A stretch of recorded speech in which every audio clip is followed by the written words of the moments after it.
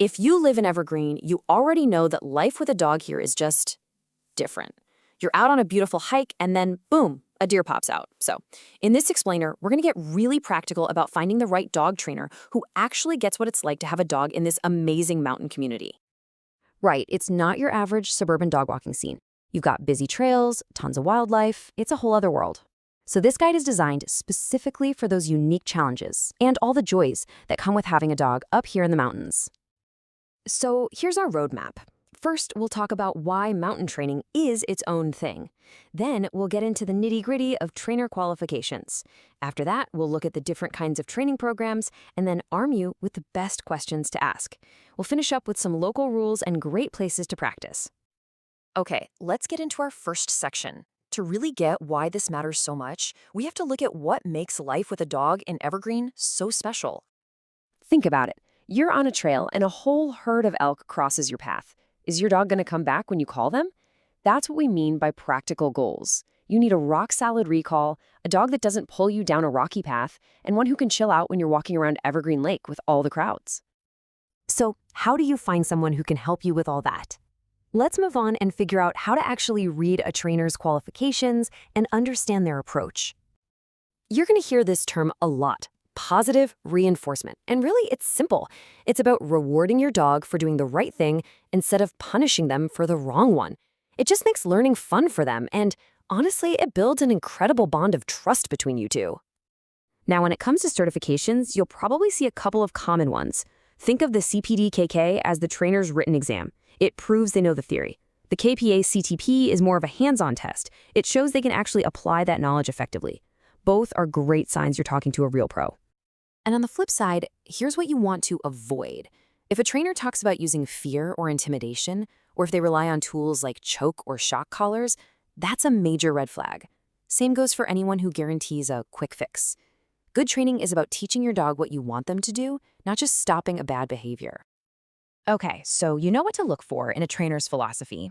Now let's talk about the different kinds of training programs out there and, what they're going to cost. You've basically got three main choices. Group classes are awesome for socialization, and they're usually the most affordable. Private sessions are tailored specifically to you and your dog's issues, which is great, but they do cost more. And then there's board and train, which is super intensive, but it's also the priciest option and means you'll be apart from your dog for a bit. So you can get a better idea of what to budget. Here's a quick look at typical costs in the Evergreen area. You can see a 6-week group class is usually in the $100 to $300 range. A single private lesson will probably be over $100. And a 2-week board and train, well, that's a much bigger investment, often a few $1,000s. All right, you've done your research. You've got a short list of trainers. Now what? Well, it's time for the consultation, and you need to be prepared. This section is your checklist. Think of this as a little interview. You're going to want to ask them straight up about their training philosophy. Check their credentials. Make sure they've actually helped other dogs with the same goals you have. Also, ask how they measure progress. And of course, get everything about the fees and any policies down in writing. And here is a fantastic question to ask, one that's specific to us here in Evergreen. How a trainer answers this will tell you so much. Do they have a plan for teaching a solid recall around deer? Did they get what leash training on a rocky trail is really like? Their answer will show if they truly understand the needs of an Evergreen dog owner. So you've found your trainer. Awesome. Now it's time for the fun part, putting all those new skills into practice out in the real world. Let's cover some local rules and resources to help you do just that. First things first, remember this number, 10 feet. That's the maximum leash length you can have in public areas in Jefferson County, unless you're in a marked-off off-leash park. It's a simple rule, but a really important one. So just to quickly recap the big ones, your dog needs to be on a leash that's 10 feet or less. State law says their rabies vaccine has to be current. And, just be a good neighbor, excessive barking can actually be a noise violation.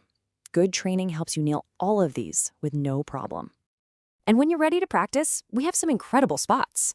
The off-leash area at Elk Meadow Park is perfect for working on that recall.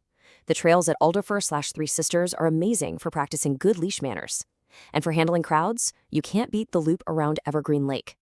Because that's what it's all about, right? The effort you put in now means you get to enjoy everything this amazing town has to offer, with your best friend confidently and calmly right there with you. You know, a well-trained dog just makes everything easier. It means a peaceful walk around the lake is actually peaceful. It means you can have friends over without stressing out. By figuring out what works for mountain life and finding a trainer who gets it, you're setting yourself up for a stronger, happier life with your dog. We wish you the best of luck on your training journey.